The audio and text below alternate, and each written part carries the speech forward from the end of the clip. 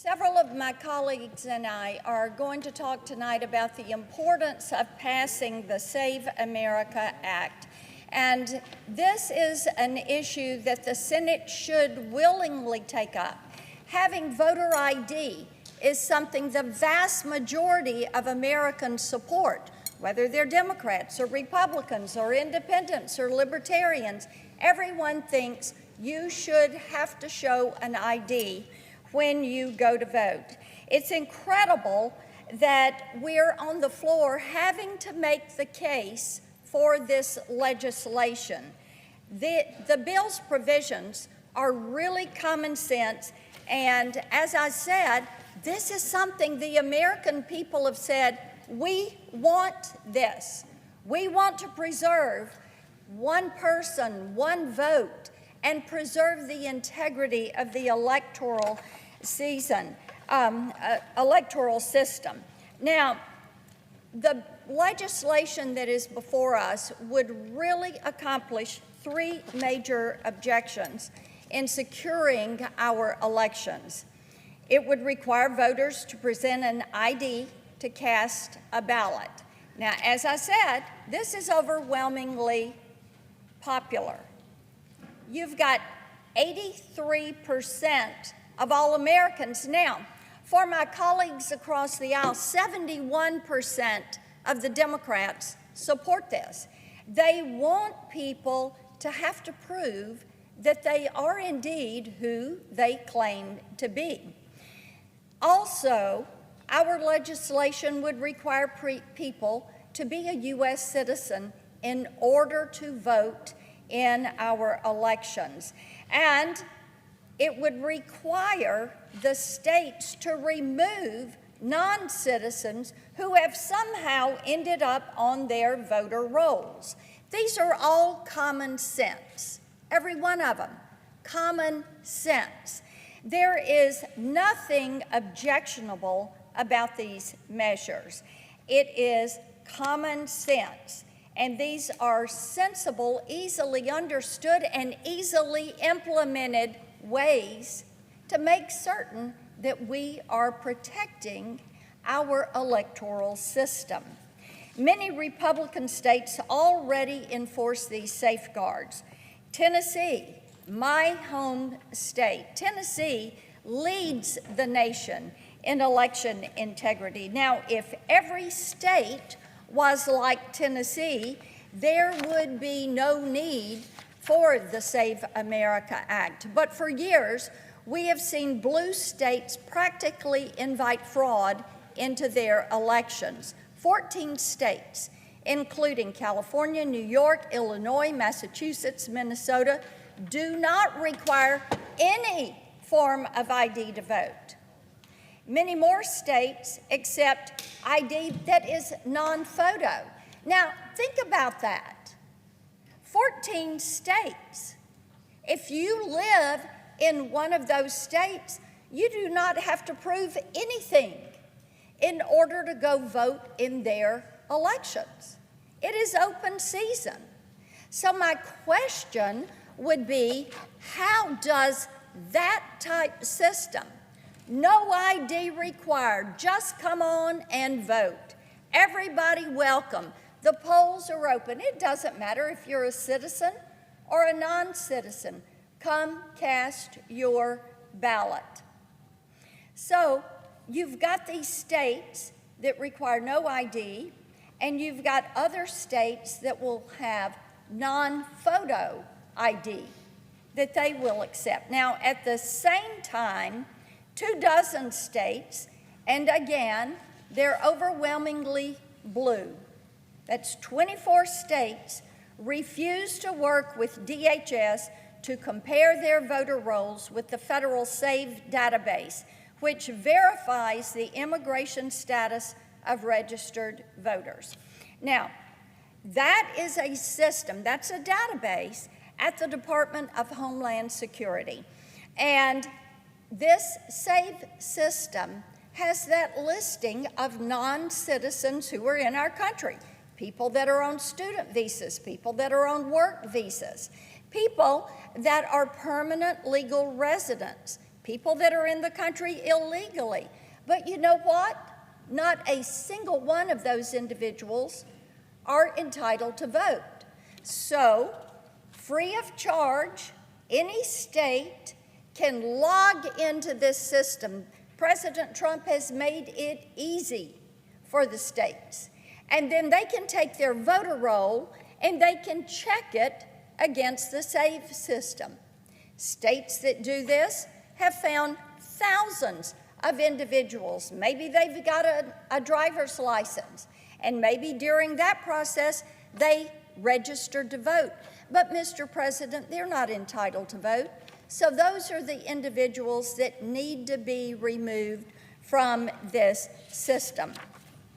I will point out there is no other developed nation that leaves their elections so vulnerable to fraud and manipulation. So to defend themselves, Democrats claim that voter fraud is very rare. Well, President Trump's Thursday night address on election integrity showed just how much voter fraud we have. According to a DHS review of state voter rolls, there are approximately 278,000 non-citizens registered to vote in our elections. The last 3 presidential elections were decided by fewer than 270,000 votes. The president noted that this figure is likely an undercount because Democrat states refuse to share their voter files with the administration. Democrats do not care. They are perfectly content with voter fraud. Indeed, as we have said many times, let's make it easier to vote and harder to cheat. And the Democrats continue to fight us on this. Their leader, Chuck Schumer, claimed that the legislation, the Save America Act, was dead on arrival here in the Senate, meaning not a single one of them, not a one of them agree with 71% of the Democrats, 83% of the American public. They just don't agree with them when the people are saying, we want the Save America Act. So I just have to ask, what are they afraid of? What are they really fearful of? Are they afraid, if it's only citizens voting, that they're not going to win? Do they think they have to have people that are not citizens registered to vote in order to win an election? Now, when we talk about the Save America Act and talk about it in total, we've said, look, whatever it takes to get this passed, if we have to pass it one piece at a time, that's what we will do. And our friends on the other side of the aisle need to explain to the American public why they are so opposed. Now, Senator Husted's bill, for example, would enact only the voter ID provision of the Save America Act. That's a good thing. That's a great first step. Just prove that you are who you say you are when you go to the poll to vote. Prove that you are who you say you are when you request a mail-in or absentee ballot. We also have the Election Security Partnership Act, which I led that along with Senator Lindsey Graham. And this is something that would incentivize states to submit their voter rolls through that SAVE system at DHS. Mr. President, this is basically, we're going to pay you to do the right thing. We're going to actually incentivize and give you more money on your grants if you will do the right thing and obey the law. Now, we have many more bills that we can do to secure our election.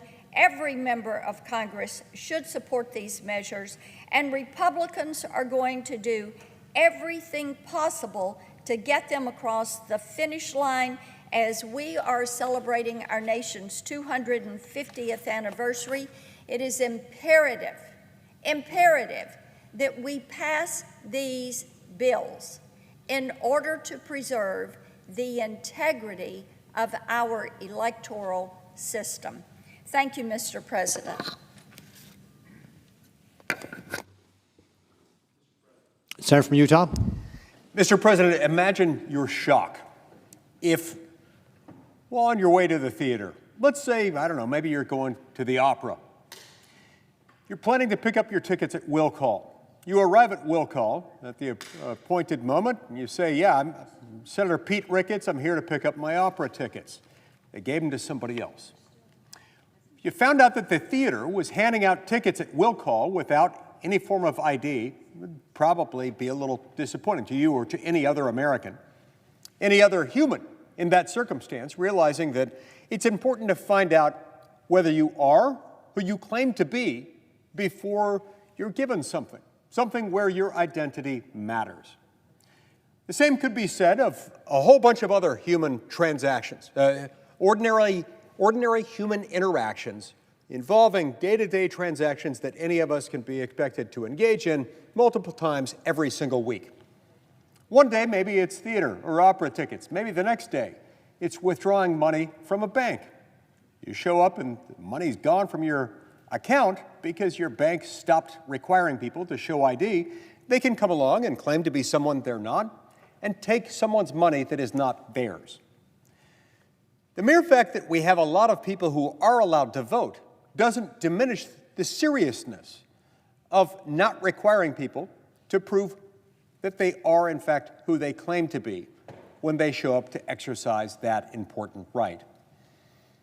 Some people, when denying that there is any need for us to act here, will throw out things and say, well, that's fine for the bank or for theater tickets or for the pharmacy, but this is an important constitutional right. It is a fundamental right.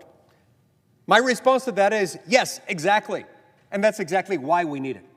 The fact that it involves a protected, fundamental constitutional right is a reason why we need to make it easy to vote and hard to cheat.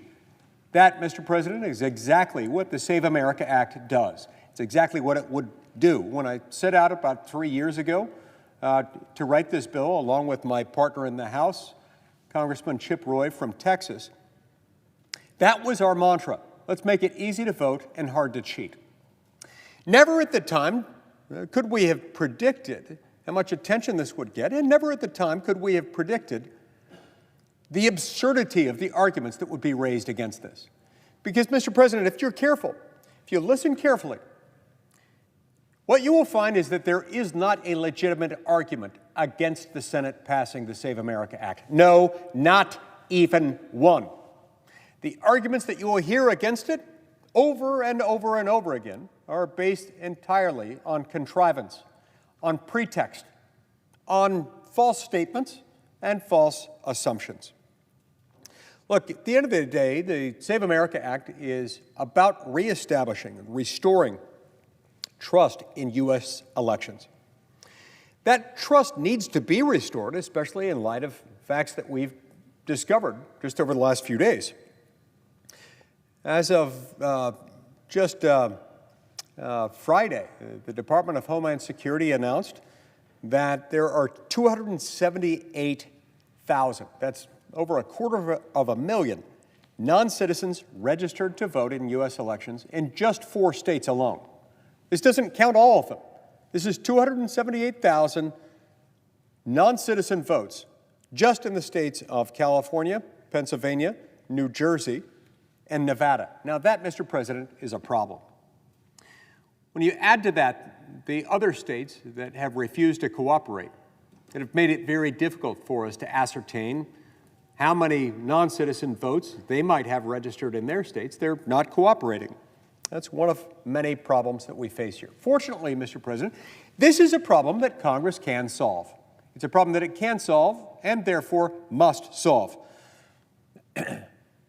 Among those who make an argument against this, sometimes you will hear the argument, one that I find especially galling and especially disingenuous, that, oh, this somehow tramples on the authority of the states, which some mistakenly refer to as states' rights. I don't call them states' rights. States don't have rights, they have authority.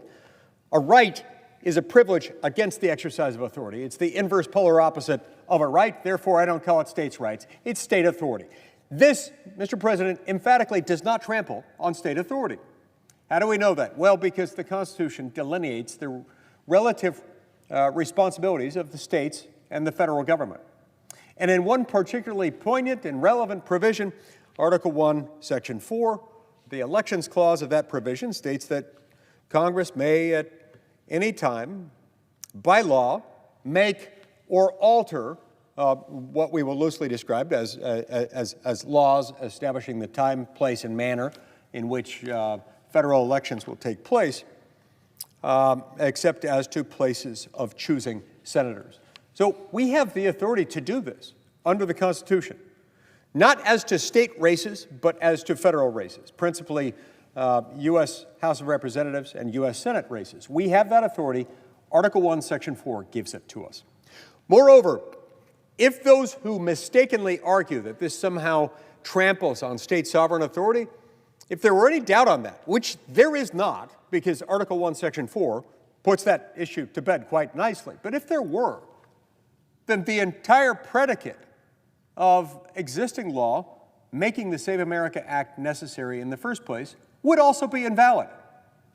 In fact, if every time I hear this argument made, I wish, like anything, that those same people making this argument would acknowledge that if the Save America Act is somehow unconstitutional, so too is the National Voter Registration Act. The National Voter Registration Act, enacted by Congress in 1993 to create a system whereby people can vote at a DMV in their home state. Now, when somebody goes into a DMV to register to vote in that state, all they have to do is check a box saying, yeah, I'm applying for a driver's license, but I would like simultaneously to register to vote with this application. After all, you've got some of the same features there. You've got to prove your identity. You've got to establish your residency, what your address is. And so it made a certain amount of sense to provide this option for American voters to go and register at a DMV. The problem is that that's all you have to do is check a box saying I'd like to register to vote, and then at the end of it, you sign your name in a conclusory statement to the effect that I am entitled to vote, I'm a U.S. citizen, and I'm not prohibited for one reason or another from voting, and so I'm allowed to do it. But that's all the verification that is allowed. And in a move that I believe is incompatible with the text and original understanding of the statutory language, the Supreme Court, about 20 years after the NVRA was passed, the Supreme Court of the United States interpreted the NVRA, mistakenly but nonetheless conclusively, as prohibiting the states from doing anything to verify the citizenship of someone registering to vote at a DMV using an NVRA-supplied form. Now, the Supreme Court was wrong. Justice Alito explained in his dissent in that case, Intertribal Council versus Arizona, why that was wrong. Nonetheless, it remains the conclusive interpretation of the NVRA, and it's why the Save America Act is necessary. Because what we've got now, Mr. President, we've got an estimated 30 million plus non-citizens residing in the United States. We've got a system of laws under the NVRA that makes it really easy to go into a DMV, fill out some forms, check a box, and sign your name and say, I want to register to vote. That's how we got 278,000 registered voters who were non-citizens just in those 4 states alone, California, Pennsylvania, New Jersey, and Nevada. To say nothing of the tens, if not hundreds of thousands of others in other states who may have done the same thing. It's phenomenally easy to cheat. It's stunningly easy to register to vote as a non-citizen, in some cases without even really realizing what you're doing, much less that you're committing a very serious felony offense by doing that. And so that's the whole reason why the Save America Act is necessary, is because of the NVRA and specifically the Supreme Court's butchered interpretation of it, prohibiting the states, even where they have actual doubts, from asking someone to verify their citizenship at the time they register to vote. So if the Save America Act is unconstitutional, then so too is the NVRA, in which case we don't need it, at least not nearly to the same degree as we do. But of course, neither the NVRA nor the Save America Act is unconstitutional. They're both squarely within the authority provided to the United States Congress under Article 1, Section 4 of the Constitution. So as a result of all this, it's clear that Congress can fix this problem. We have the authority to do it. So what's the holdup? Well, it certainly isn't the American voter, because the American voter, by a margin of like 3 out of 4 or 4 out of 5, depending on which poll you look at, believes that it's important that people who show up to vote ought to have to prove who they are, and they ought to, at the time they register to vote, to have to establish their citizenship and thus their eligibility to vote in the first place. We're talking about 75 to 80, some as high as 85%, depending on which poll you look at. Those are Democrat voters and Republican voters alike, all agreeing that this is a problem, that it's a problem that Congress can and should fix. So what is the holdup? Well, it's hard to say what the holdup is, but I can summarize it this way. It's Senate Democrats. The Save America Act is popular literally everywhere in the United States of America, except in this chamber, and except among Democrats in this chamber. Everywhere else, it's a no-brainer. Everywhere else, it's popular. It's only here that they don't want to pass it. Why? Why don't they want to pass it? Well, one could argue that if you benefit from the status quo, you don't want any change to that status quo, especially if you benefit from it in a way that's likely to go away if you change the status quo.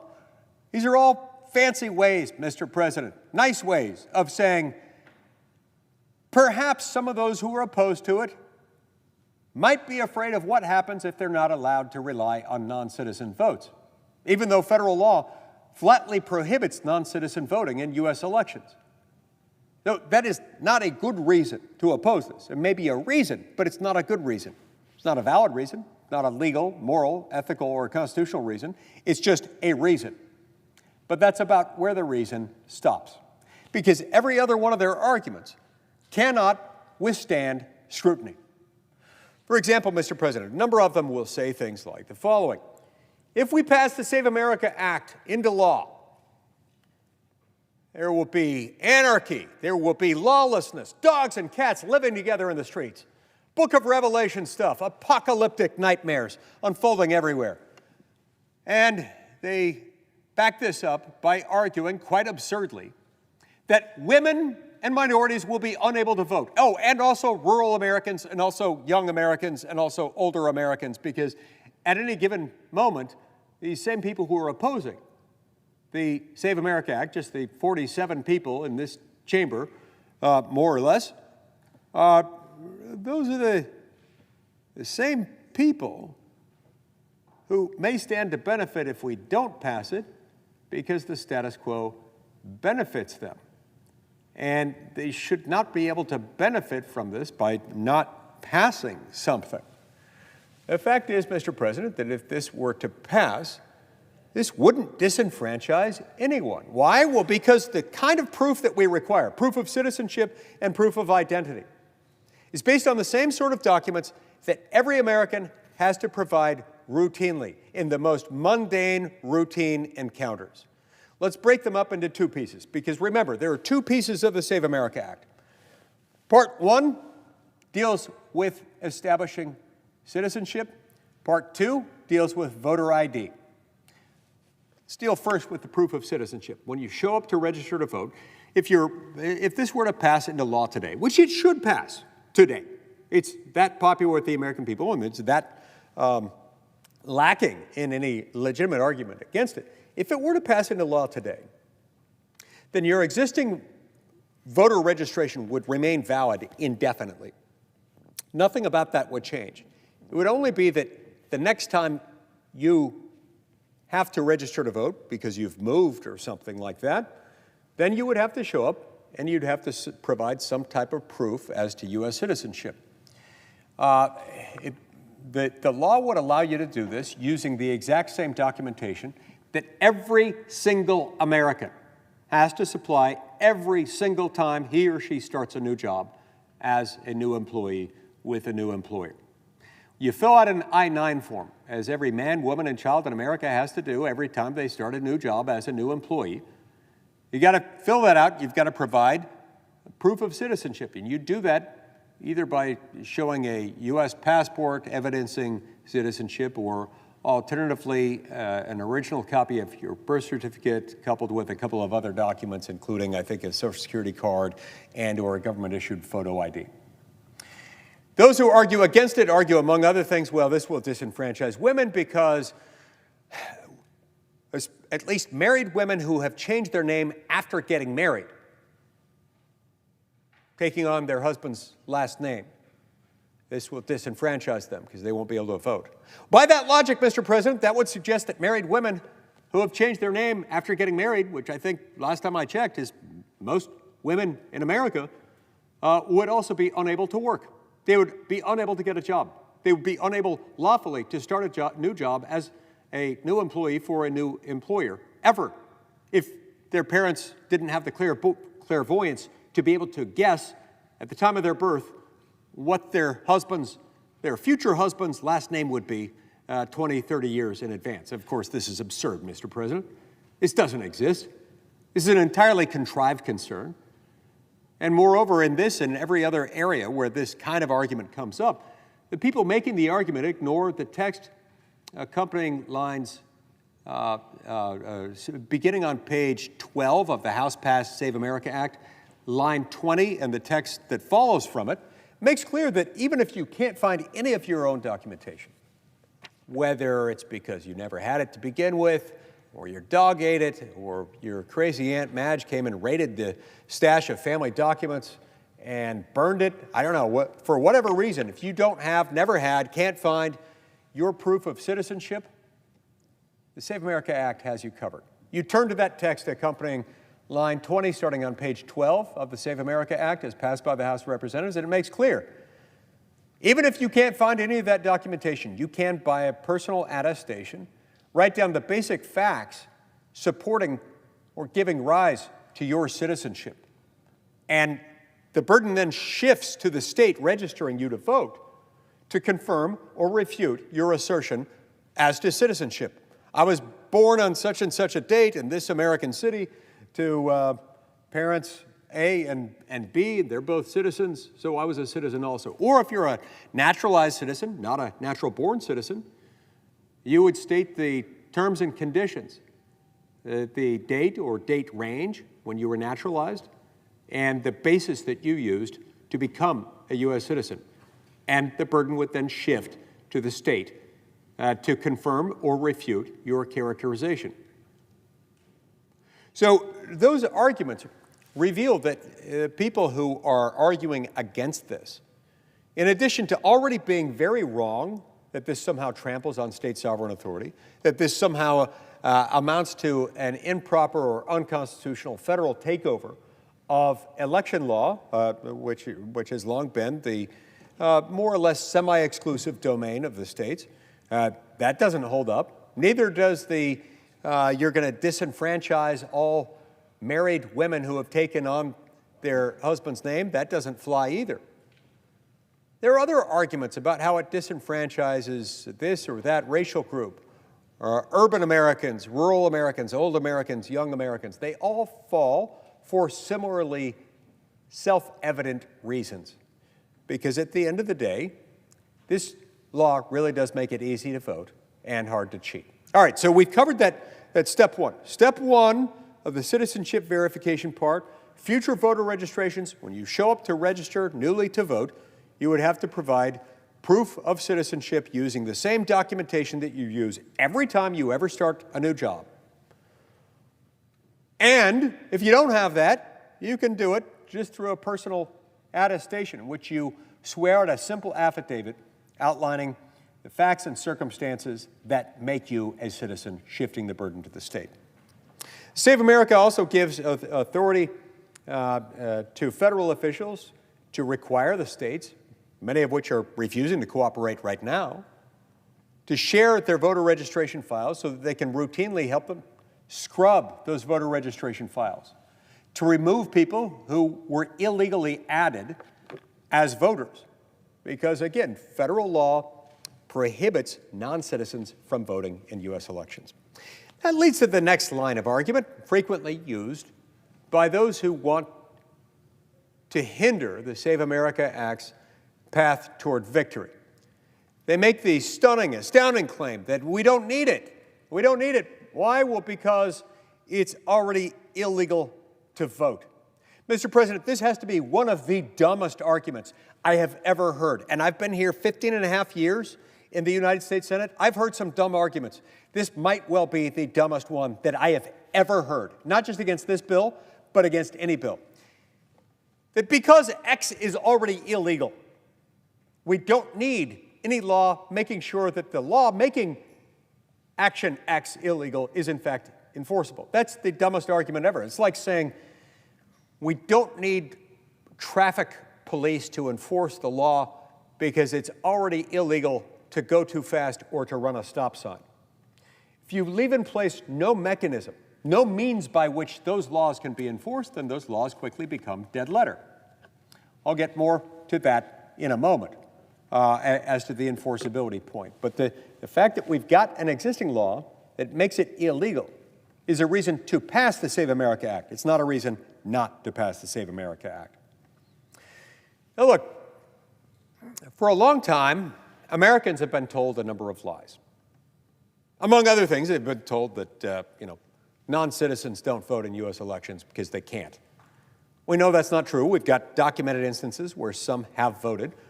We've now got documented instances in which 278,000 people who are not citizens registered to vote in just these 4 states, California, Pennsylvania, New Jersey, and Nevada, to say nothing of the tens or hundreds of thousands of others in other states who may be similarly situated.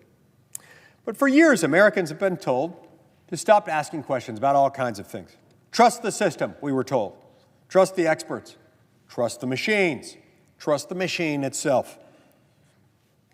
If you expressed concern about election security, at least between the years of, 2020 through 2026, you were told that you had no credibility, and you were dismissed as a conspiracy theorist. The reason I framed the date ranges as I did is that if you were saying this back in 2016 or 2017, you weren't dismissed by the mainstream news media, by the radical left news establishment in this country. You weren't dismissed as that. Why? Well, because that's what Democrats were arguing. And the mainstream news media is, of course, the communications apparatus of the Democratic National Committee. So the dates matter. If you questioned the vulnerabilities in electronic voting systems, you were told that there were none, and that you're an evil person for suggesting that a voting machine could ever be abused. If you worried about foreign interference in elections, you were accused of undermining democracy itself, ignoring, of course, the fact that we're not a democracy, we're a constitutional republic. Yes, the difference matters. I won't elaborate as to why now, but it does. Many of the same government agencies that have spent years insisting that there's nothing to worry about had quietly produced intelligence at the exact same time they were denying that there was any problem. They were quietly producing intelligence saying exactly the opposite. According to newly declassified assessments released by the White House, our own intelligence community has concluded that Russia, China, Iran, North Korea, and even non-state actors possess the capability to compromise American election infrastructure. These assessments specifically identified voter registration databases, electronic poll books, and election websites as the most vulnerable targets. According to the White House, Communist China acquired approximately 220 million American voter registration files, including names, addresses, phone numbers, political affiliations. This, of course, is enough information for them to be able to build detailed profiles of nearly every American voter. And while building profiles, figuring out what might sway those who are swayable, who they might be able to sway and how they might be able to do it. The intelligence reportedly says Beijing created an entire unit dedicated to exploiting that data. Now look, if China hacked the personnel files of the Pentagon, this chamber would be in an uproar. We'd hear of little else. If China stole the banking information of 220 million Americans, Congress would cancel its recess. It would do nothing until it had solved the problem. But somehow, we're expected to just shrug our shoulders and do nothing when they target the American voter, when they target that which is most uniquely, sacredly given to American citizens. The exclusive right to vote as an American citizen is the quintessential ingredient. It's the telltale sign. It's the without which not, the sine qua non of the American citizenship experience. And we're supposed to just ignore it because they targeted the American voter? No, sir, not on my watch. We're not going to just ignore that. We cannot, consistent with our oaths to uphold, protect, and defend the Constitution, which every one of us has taken the same oath in this chamber. We can't simply ignore it. Now, the White House has released intelligence describing how the Maduro regime in Venezuela allegedly developed methods to manipulate electronic vote totals in ways that are designed to carry out the job while simultaneously evading detection, even after an audit. The point is, Mr. President, that hostile governments are actively developing ways to do precisely that. Responsible governments prepare for threats before they become catastrophes. They don't just wait until after they happen and say, oh, shoot, sorry. Especially when it's something as important as maintaining the integrity, real and perceived, of our voting systems. All you have to have is one truly botched election, and it can be very difficult to unscramble that egg, to put that genie back in the bottle. Sorry to throw too many metaphors in there at once, but the point is that you can't undo what happens when somebody uses their own technological sophistication to take advantage of vulnerabilities, known vulnerabilities, in our election security system. So a responsible government, Mr. President, does not wait until after that happens. Some of these same documents that have been released by the White House also describe a voter registration investigation in Michigan. According to FBI records, canvassers admitted to signing other people's names to register to vote, to submitting registrations for people who didn't exist, to receiving gift cards based on how many applications for voter registration they produced. Now, the FBI believed crimes had occurred, yet the investigation sat. It sat, and it sat, and then it sat some more. And the American people deserve an answer. According to the Department of Homeland Security, approximately 278,000 non-citizens were identified on the voter rolls in just those 4 states that I mentioned, in California, Pennsylvania, New Jersey, and Nevada. 4 states, not 50. We don't even know how many others there are in other states because a whole bunch of states, mostly blue ones, utterly refused to share their records. Even knowing that this is a problem, especially knowing that it's a problem, what does that say about those states and about those elections officials who refuse to share information with those elements within our government that are there to do one job, which is just to make sure that we don't have illegal voting occurring. What does that say about them? What does that say about the need for the Save America Act? Now, given what we've learned from President Trump and from the Department of Homeland Security just in the last few days, we must pass the Save America Act. If you were on the fence on it before, that's one thing.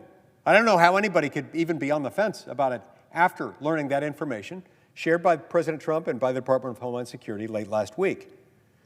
Meanwhile, opponents to this legislation are doubling down, and they keep repeating the same line.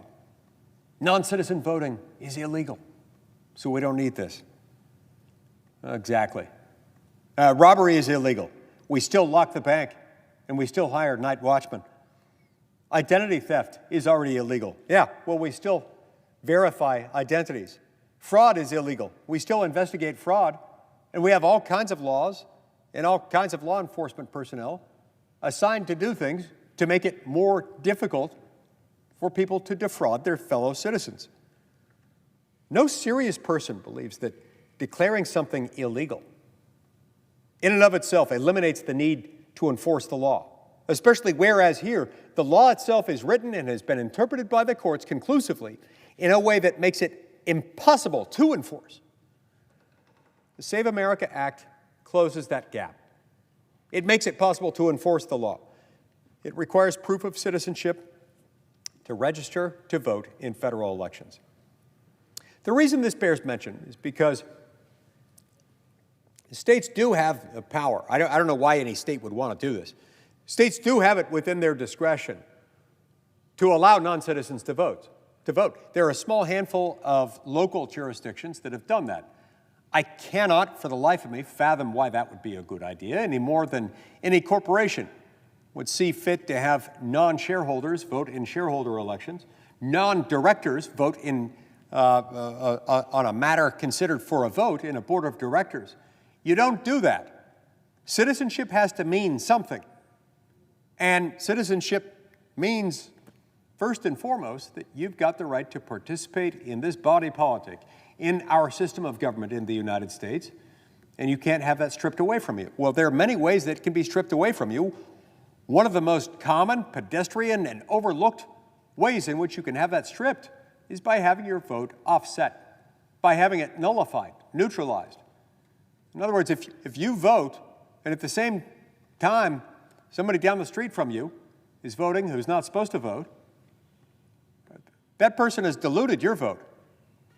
That person has cheapened what it means to you to be a citizen.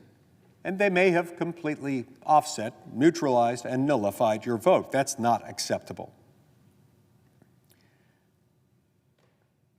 It requires proof of citizenship to register to vote in federal elections, and then we get to the steps 2 of it. Step 2 of the Save America Act is just about the voter ID. After you've verified citizenship with a new voter registration, after you've had the coordination process occurring between federal officials, the Department of Homeland Security who run the SAVE database, and the states. Then you get to the step 2 of Save America, where you just require people, the day they vote, to show up and provide a valid photo ID in order to prove that they are who they say they are. This is nothing radical. This is nothing extraordinary. This is nothing that millions of Americans don't already do every single day. To board an airplane, to cash a check, enter a federal building, pick up a prescription, go to the doctor, pick up tickets at will call, or do any of a whole host of other things. Many of us, Mr. President, were at airports across America today. I boarded a plane this morning in Salt Lake City. When I boarded that plane, there were hundreds, thousands, in fact, people wanting to get on airplanes. Every one of them had to prove who they were. They had to prove their identity. Not one of them, while doing so, was saying, gosh, I'm being disenfranchised while doing that. They understand that this is part of what we have to do, that there are times in life when you've got where who you are matters, and whether you are who you claim to be really matters. This is one of those moments. And again, the American people overwhelmingly agree because it's just common sense. 83%, according to one poll, support voter ID. Now, it's among all registered voters. Among just Republicans, that number jumps as high as 95%. I don't know who those remaining 5% were among Republicans who said they don't think you ought to have that. My guess is that a significant percentage of them meant to answer the question the other way. And another significant percentage of those 5% are probably actually Democrats who just wrongly identified as Republicans for one reason or another. But this is still a minimum of 71% of Democrat voters who believe this is a good idea. The only people who find this controversial in any significant numbers are right here. Democrats in the United States Senate. So here's the question before the Senate. If hostile foreign governments are targeting our election systems, and they are, if China possesses hundreds of millions of American voter files, and it does, if overwhelming majorities of Americans support voter ID, and they do, then what exactly, Mr. President, are we waiting for? What is it that is so critical, that is so essential, that is so timely, that is so time-sensitive, that we're not debating this right now? Why don't we pull this bill up right now and debate it and announce that we're going to debate it until it passes? If we were to do that, it would pass. It might take us a few days, it might take us a few weeks, but it would pass. Because the same animating desire, the smell of jet fumes, would eventually work its will, work its magic, and put our members into a state of intoxication or sanity, regardless of how you might perceive it, where they would eventually negotiate this thing to the point that they could accept it. Because they know that with every passing day when they filibuster this bill gets more popular and they get less popular. And if you add to that the fact that they shouldn't be able to go home until we're finished with this, none of us should.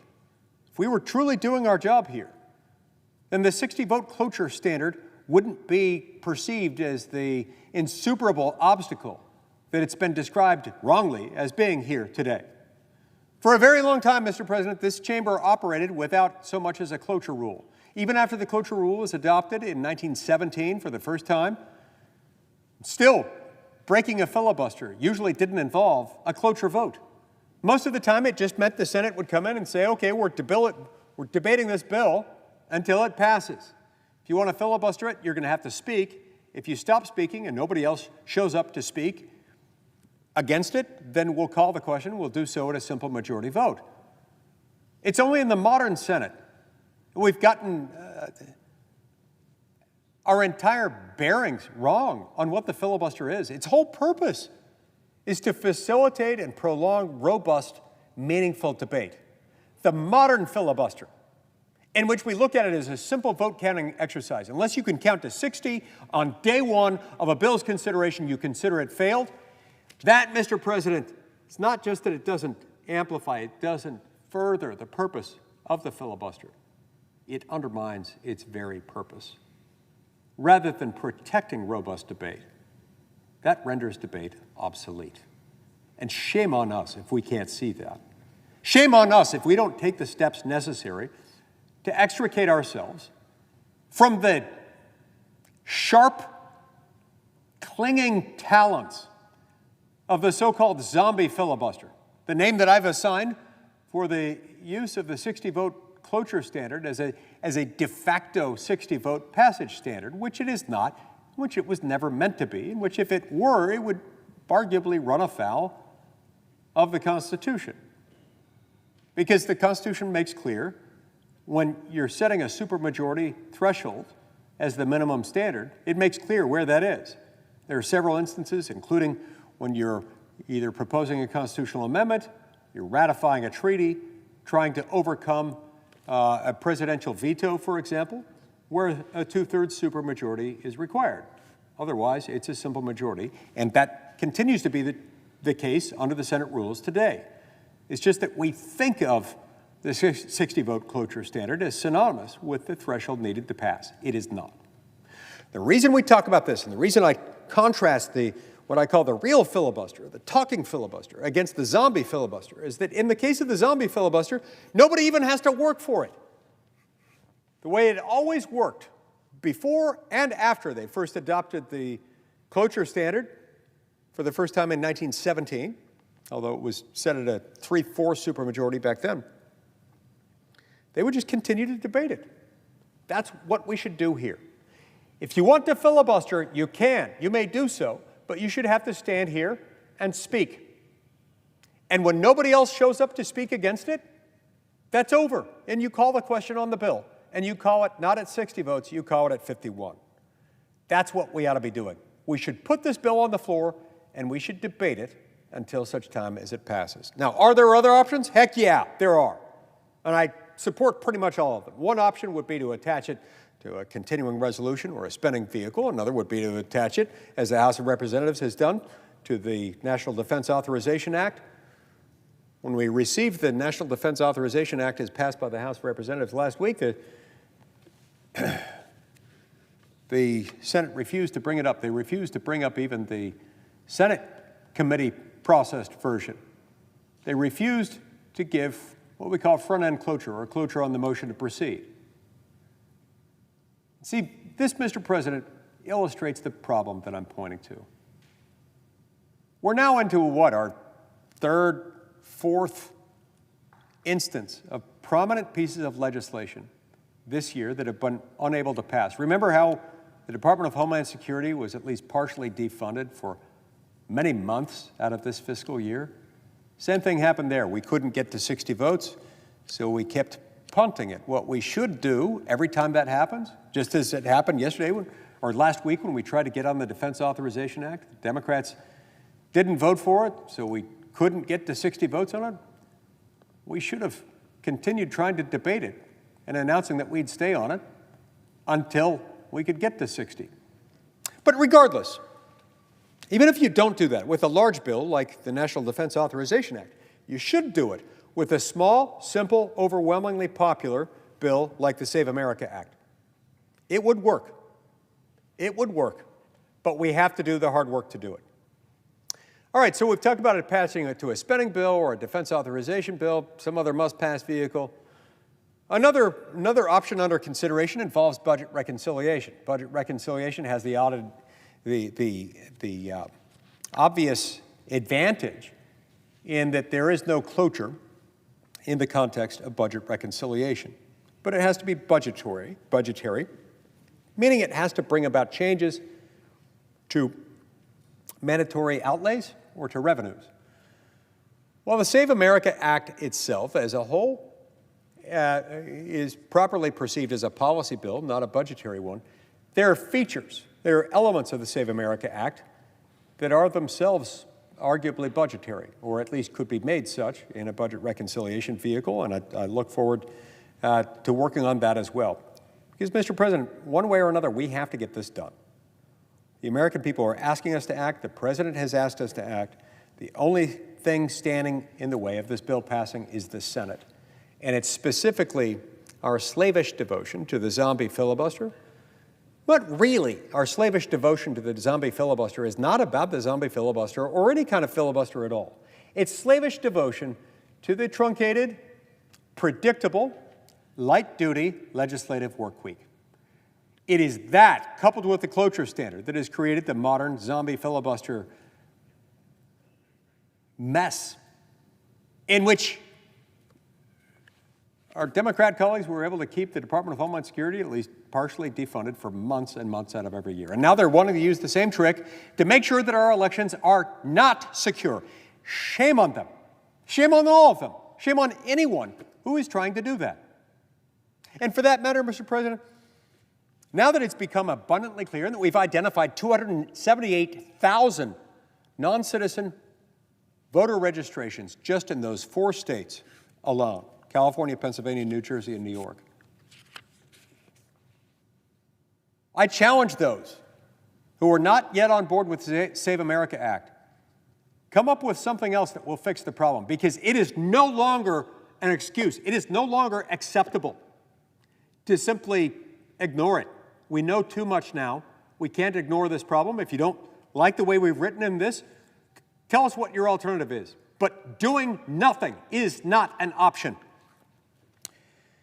So, look, We've been told, meanwhile, that there simply isn't enough time to debate the Save America Act until it passes. Sorry, we'd love to, but we can't. I'm sorry, this falls on deaf ears. This is absurd. To whatever degree we don't have time, it's because we're choosing not to give it the time that it needs, that it deserves, that it requires. And shame on all of us for betraying our oath to the Constitution and our moral commitment to our own voters. We're expected to look out for them, to defend them, to respect them enough. We've got to give a crap, just enough of a crap, in order to tell our voters, to say, I'm sorry, we're not going to allow your vote to be offset by someone who is voting illegally. That's the least we can do. After this week, under the current schedule, the House and the Senate won't both simultaneously be back into session in the Capitol until, wait for it, September 14th. Mid-September. This is the last week, absent some change in the respective chambers' meeting schedules. The last legislative week until mid-September, which will take us to just, what is that, 6 weeks before the November election? That is unacceptable. We don't have a lack of time, Mr. President. We have a lack of spine. Don't ever confuse lack of time with lack of spine, because they're two very different things. If we truly lacked time, that would be one thing. We've got time. We're just choosing not to use it. We're choosing to use it differently, and I would add very poorly if we don't take this up. Take it up now and stay on the bill until it darn well passes. The Senate should stay here tomorrow, this weekend, next week, through weekends and long scheduled recesses, as long as it takes. If opponents want to block it, let them do so in public. If Democrats want to filibuster this bill, let them stand and speak like actual senators, actually filibustering, because that's what filibustering is. And if they don't show up to do that, then we call the question. We call the vote, and we do so at a simple majority, because that's what our rules allow us to do with votes when they don't filibuster. But you can't have the benefit of filibustering if you're not willing to filibuster. Let them, as they are filibustering, explain why they're insisting that proving citizenship is somehow unreasonable in elections that are reserved for U.S. citizens. Let them explain why showing voter ID is simply too much to ask, even though Americans show that they're comfortable showing ID in countless everyday interactions. The American people are watching, and they should be. They know that this is not about Republicans, it's not about Democrats.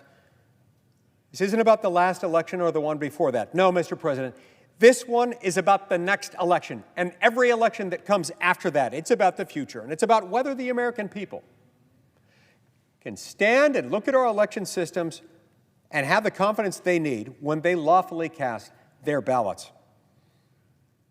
They need to be able to stand with a degree of confidence that their ballot, their vote won't be canceled by fraud, diluted by ineligible voting, or jeopardized by a system that Washington spent years insisting was beyond reasonable debate, when in fact it was not. American elections belong to American citizens. The Save America Act would make it easy to vote and hard to cheat. Mr. President, we must pass the Save America Act. If we fail to do so, neither history nor today's voters will smile upon us. Thank you, Mr. President. I'm now happy to turn the time over to my friend and colleague, the distinguished senator from Ohio. Mr. President. Senator of Ohio. Thank you, Mr. President. I've greatly valued the opportunity to join my colleagues tonight in discussing the Save America Act, many aspects to the bill, but I want to focus on the elections integrity aspect of the bill. The people of Ohio have twice trusted me as their chief elections officer, having served 2 terms as Ohio's Secretary of State. In that time, I oversaw the presidential elections of 2012, 2016, also the midterm elections in 2014 and 18, as well as many primaries, local elections, and special elections. I tell you all that because I know how to administer elections. I've done it. When Ohio was a very purple state, we were the focus of the nation, I administered those elections. And I made my mission clear to make Ohio a state where it was easy to vote and hard to cheat. That's the balance we're all trying to achieve. We want voters to cast ballots. We also want them to do it in a manner that is not a burden to them. And I'm going to explain why photo ID is not a burden to voters. And actually, in the end, it's an enhancement. In Ohio, we implemented the photo ID requirement at the polls, and with the photo ID requirement intact, there was no evidence of voter suppression.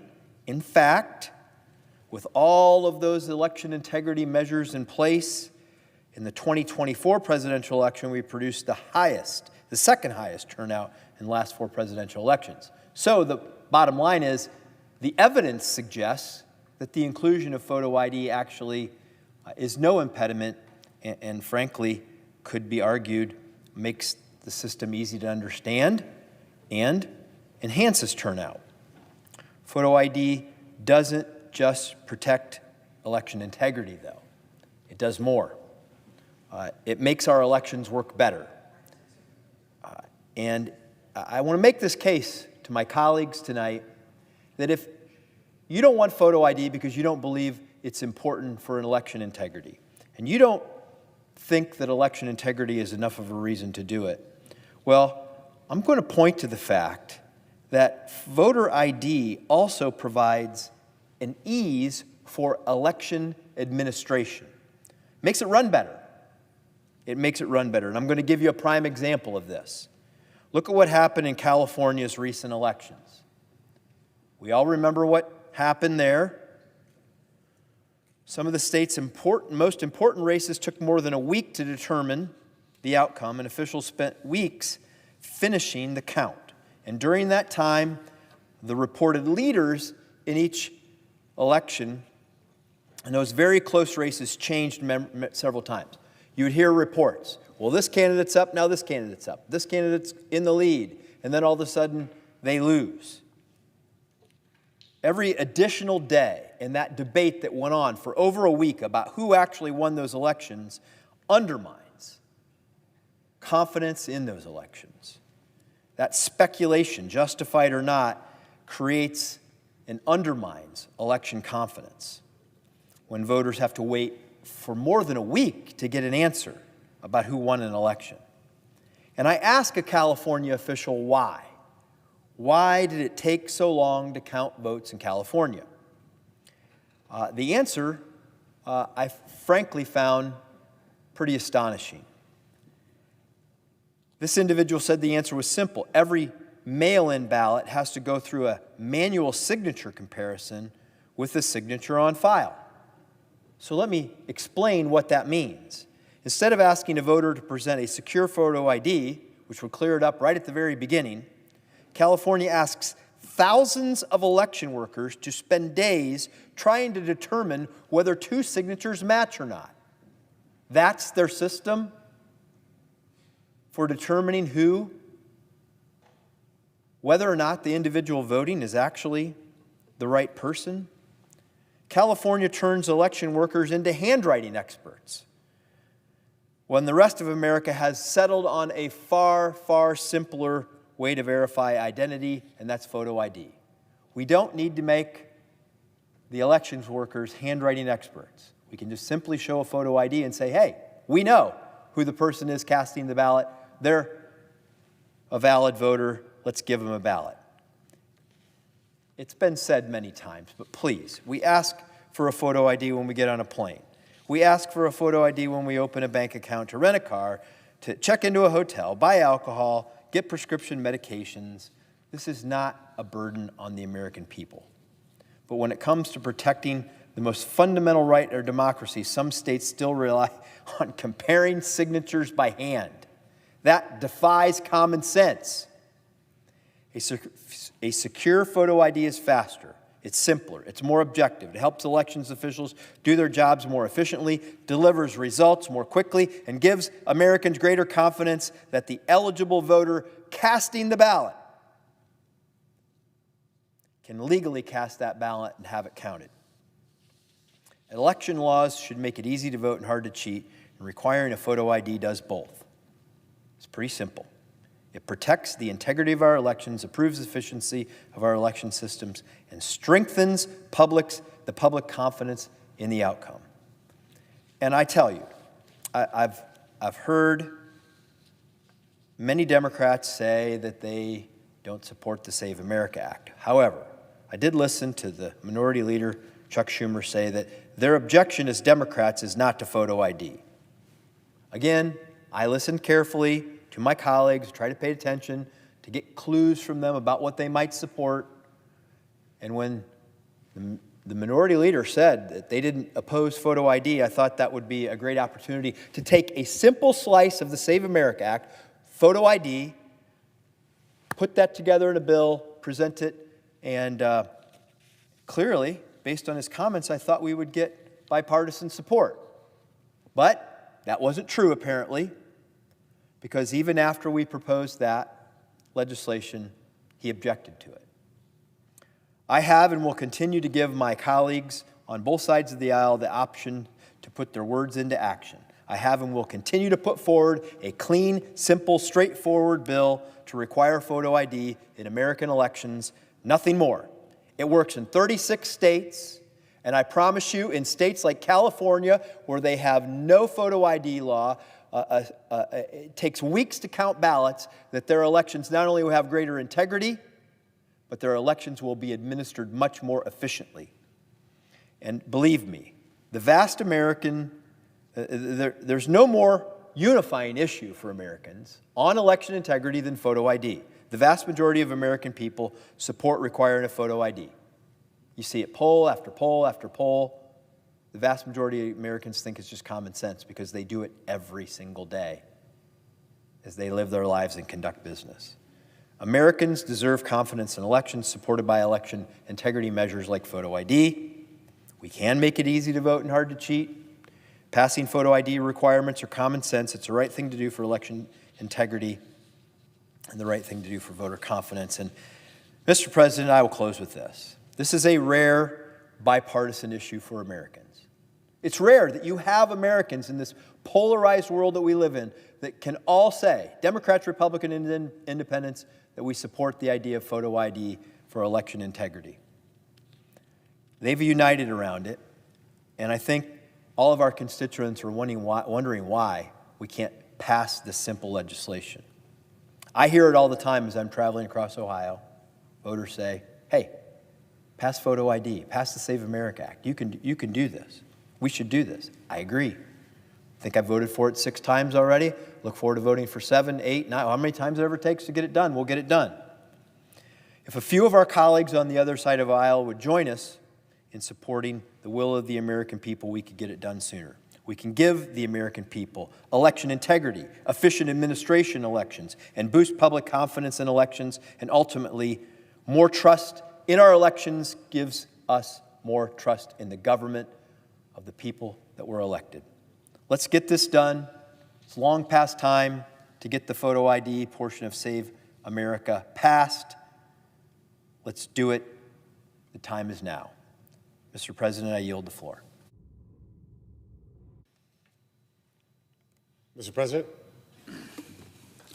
The other, more handsome senator from Ohio. That may be a Rule 19 violation. Thank you, Mr. President. We've heard a lot of arguments tonight, and I feel badly for the people at home, honestly, because you're only hearing one side of the argument.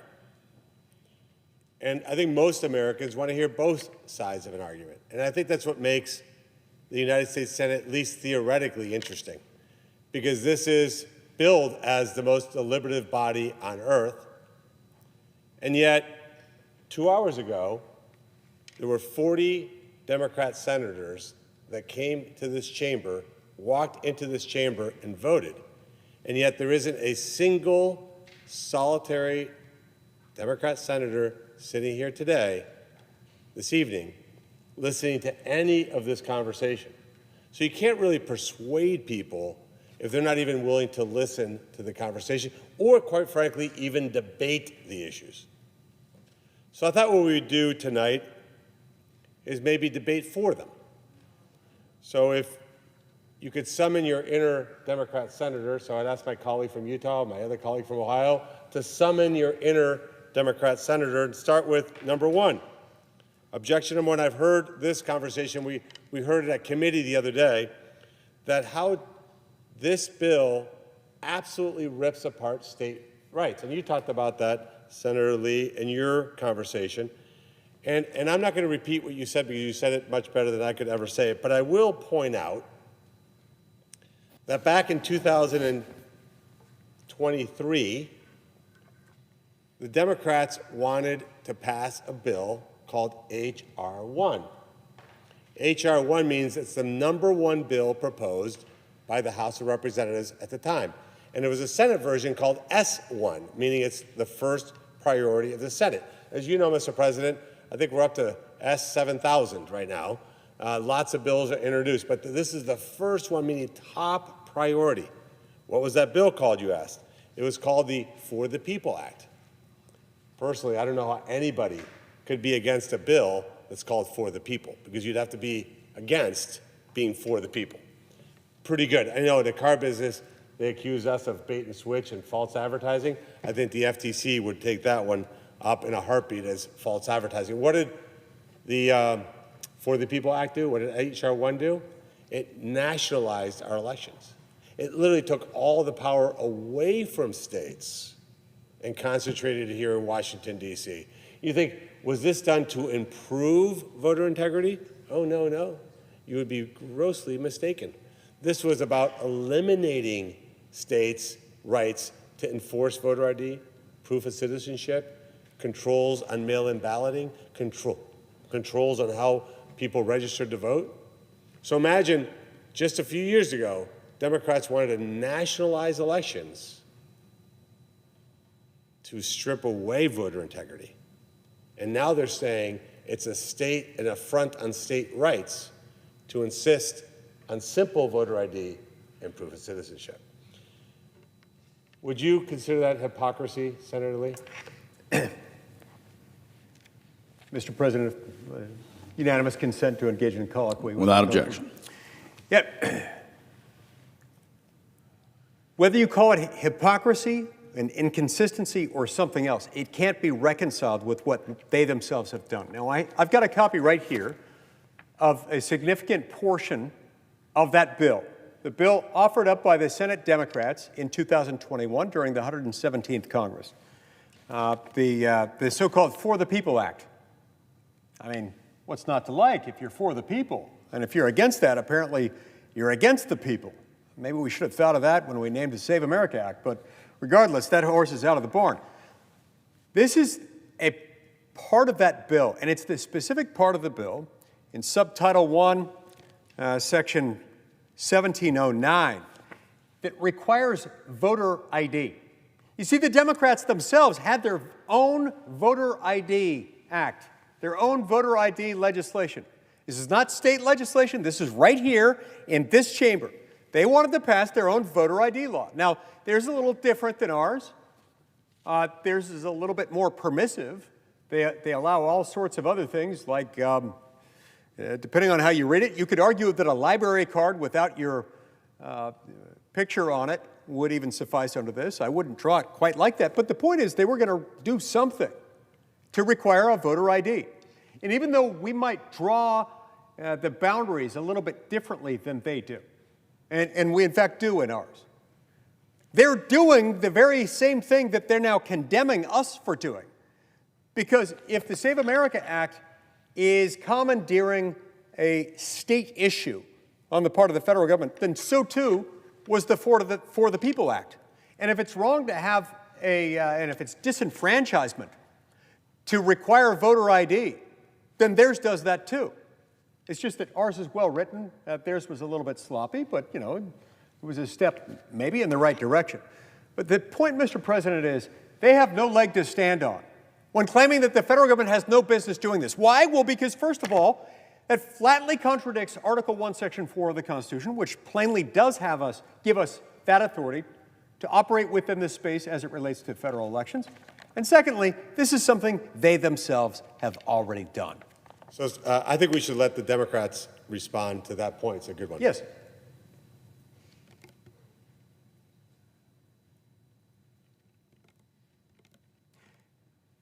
You know, in debate, they taught me that if there's nobody who objects to your point, that point is. So I think the Democrats have ceded that point. I think that's right. And there's a part of me that's now tempted to seek to pass by unanimous consent at least that portion of the Save America Act that consists of a voter ID law. So because they themselves have said over and over again they've got no problems with voter ID laws until, of course, they do have a problem with it.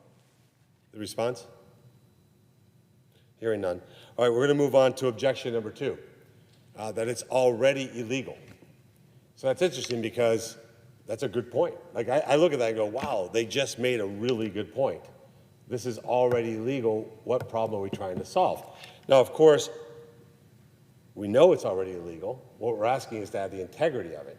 So what they're trying to do is say speeding is illegal, but you can't check to see if anybody's speeding, which makes it legal. Because if you're not enforcing laws, aren't you in effect eliminating those laws? So if they're saying, well, it's already illegal, you don't need to prove you're a citizen because it's already illegal to vote as a non-citizen. But if you're not allowing inspections of voter rolls, making certain that people are purged properly, wouldn't that be basically ignoring the law completely? Yes. As Cicero once said on the floor of the Roman Senate, if you choose not to decide, you still have made a choice. Actually, that wasn't Cicero. It was Rush in the song Free Will. But the point was made, when you are aware of something and you do nothing about it, that by itself is a decision. They have identified that this is an issue. And by suggesting that we move forward while doing nothing about it, there is an inexorable, inescapable conclusion that one derives from that, which is they're just fine with this form of cheating. They're just fine with the very real possibility that up to 278,000 non-citizens in those 4 states alone that we mentioned, to say nothing of the hundreds of thousands in other states who might be registered to vote illegally, that those guys are going to vote. They're just fine with that. Let that sink in. Democrat response? Hearing none. The other objection that we get is our elections are already secure. Our elections are very secure. But doesn't it kind of override common sense to say, if you're not having to prove you're a citizen to vote, if you're not having to show your ID, if we just automatically mail out ballots without really knowing that that person's there and that person didn't request it, aren't we opening the door to having that lack of integrity of our elections? I'll tell you a quick anecdotal story. I was asked to be an election monitor by the governor of Colombia in a recent presidential election. I knew as much about the Colombian election as any American, meaning nothing. So I went down there, and they require all the things I just talked about. They require everybody to be a citizen of Colombia to vote in Colombian elections. They require that ID to be shown. They actually have facial recognition scanners and fingerprint readers in case there's a question whether that picture matches you. You know, there's like if you're the realtor who has a picture of you 40 years ago, sometimes it's like, is that really you? So they have the facial recognition, the fingerprint, paper ballots. So I was huddling with the registrar afterwards, and of course we're in Colombia, so we're speaking Spanish. And I said to him, well, what happens if somebody doesn't show up with a voter ID, like his ID? What do you do? And we were having a pretty good conversation until I asked that question. And he turned to his assistant and in Spanish said, I think the senator's lost his Spanish because I don't understand what he's asking me. And his assistant repeated it. And he completely looked at me like I was a knucklehead and said, why would you possibly let somebody vote that doesn't have an ID to prove who they are? In other words, the question was so ridiculous that he thought it had to be a language barrier. Is there any way to justify the other position, since our colleagues who were just here, they all ran off. During your speech, the majority leader ran through. Is there any justification for not having to do this? There is a justification. The justification goes something like this. Those people who might be purged from this because they're non-citizens and therefore not legally registered to vote are our voters, meaning Democrat voters. But they wouldn't make that case to the American public. They wouldn't make that case if they were committed to the rule of law. And yet they have made the case. We've heard them do it. Some of them on the floor of the United States Senate have said, these are our voters. I don't know whether that was a Freudian slip, but I've heard it made several times, where they say, these are our voters who would be at stake here. And then they go on about disenfranchisement. This disenfranchises no one, unless it's a non-citizen who is illegally voting based on a fraudulent voter registration. Do you think it's possible that in a country like Colombia that has incredible amounts of ethnic diversity and Hispanics like myself, where I was born there, that when you are Hispanic and you're in Colombia, you're able to find your ID, but that when you cross the border, you lose that ability? And I'm thinking to myself, is that true? And then I went to find my driver's license here. I actually do not currently possess my ID on me. So maybe that there is something to this idea that Hispanics who enter America cannot find their ID. Do you think that's possible? It certainly is possible, and I wonder, I mean, we'll have a separate conversation off the forum. I'm trying to wonder which words in Spanish they uttered. I'm trying to imagine them saying something like, has this guy lost his mind? After he moved to the United States when he was 8 years old, he's now adopted the ways of the North American, and he's lost it. Perhaps there's something about the tropical climate of Colombia that causes them to make more sense there. But perhaps you've lost your sense now that you've moved to Ohio, perhaps the rationale. Well, obviously we're being sarcastic. And the reason we're being sarcastic is this is really ridiculous. It actually is just blatantly ridiculous that we're sitting here in the floor of the United States Senate, not debating at all, by the way, clearly, not talking about the problems that everyday Americans are facing, but trying to get some 80, 20, 90, 10 issues across the finish line, and Democrats won't even engage in the conversation. Because it's so ridiculous that we have the Olive Garden require ID for the all-you-can-eat pasta bowl, but we allow people to vote without showing who they are. That's just truly, patently absurd. And what's even more absurd is that my colleague from Ohio put forward a very simple voter ID bill. Just said, hey, look, by the way, photo ID means the ID has to have a photo. That's in the word. So you have to have something that has your photo, your name, and your signature in order to vote. He put that bill forward because he's a good guy. He wants to get things done. He's somebody who genuinely, in his heart of hearts, is drawn to service. That's who Senator Husted is. And they had said they would vote for voter ID. He put it on the floor 3 times. That bill has been on the floor of the Senate 3 times. And all 3 times, Democrats have voted against simple voter ID. That makes no sense. I've also, next objection, I've heard Democrats talk about, well, states already have voter ID. In fact, one of our Democrat colleagues was on ABC yesterday talking about how there's already voter ID, except not in his state. And it was the moderator who had to point that out to him. That was embarrassing, because you really should know the voter laws in your own state. But clearly, not all states require voter ID. So all we're saying is, let's just have all 50 states require voter ID, and let's have all 50 states require proof of citizenship. Final one I hear quite a bit, in fact, I hear it most from the minority leader, is that this is Jim Crow 2.0. Now, for those of you who are under the age of 60 who may not know what that means, it basically means this is racist, which is, of course, the ultimate laziest way to attack somebody, because they just label you a racist. It's Jim Crow 2.0. And those are dark, dark, dark times in American history. And I think using those kinds of references is just grossly inappropriate. Senator Moreno, which party was the party of Jim Crow? That would be the Democrat Party. And what's even more interesting about that is that phrase, Jim Crow 2.0. You know, sometimes you're like, haven't I heard that before? And we have heard that before. When Georgia reformed its election laws, I think 2021, don't hold me to the exact date, the Democrats called it Jim Crow 2.0. In fact, the Major League Baseball moved the All-Star game from Atlanta because they said they couldn't support this kind of racist actions in Georgia. Companies boycotted Georgia because of this. Georgia was persona non grata as a state. But they went forward with their election reforms. And what was the result? Record voter turnout. Zero issue with anybody having voter ID. In fact, the senators from Georgia one of them is running right now under the very laws that he called Jim Crow 2.0, and he hasn't given one speech in which he says that Georgia's voter laws aren't anything other than common sense. Now, you remember even celebrities went out and did videos bemoaning Georgia. If that's not hypocrisy, what is? But here's how I'll end for my colleagues.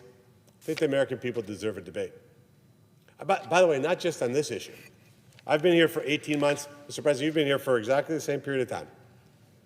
This is exactly the number of debates I've seen in this chamber. Zero. Zero debates. I think most Americans, I think you and I are probably shocked by that. Because when you and I were running for office, we're like, we're going to get ready, we're going to go in there, we're going to debate. We don't do debates. We do things like this. Empty floor, not a single Democrat hearing the argument. I'm bringing up, hey, how about this? There's nobody to respond. Let's have a debate. When 80+% of the American people support a piece of legislation, it boggles the imagination of how the United States Senate can't, at a minimum, debate the issue. So to my colleagues on the Democrat side, we don't need to get rid of the filibuster, just like you wanted to, by the way. The Democrats wanted to get rid of the filibuster to pass For the People Act, by the way. Thanks to Manchin and Sinema, that didn't happen. We don't have to do that. Let's have a debate. Come out here, point by point, and explain to the American people why you feel the way you do. I don't want to speak for anybody else, but I can tell you the Republicans are ready for that debate. We look forward to that debate. The American people deserve that debate. Let's do it. Thank you.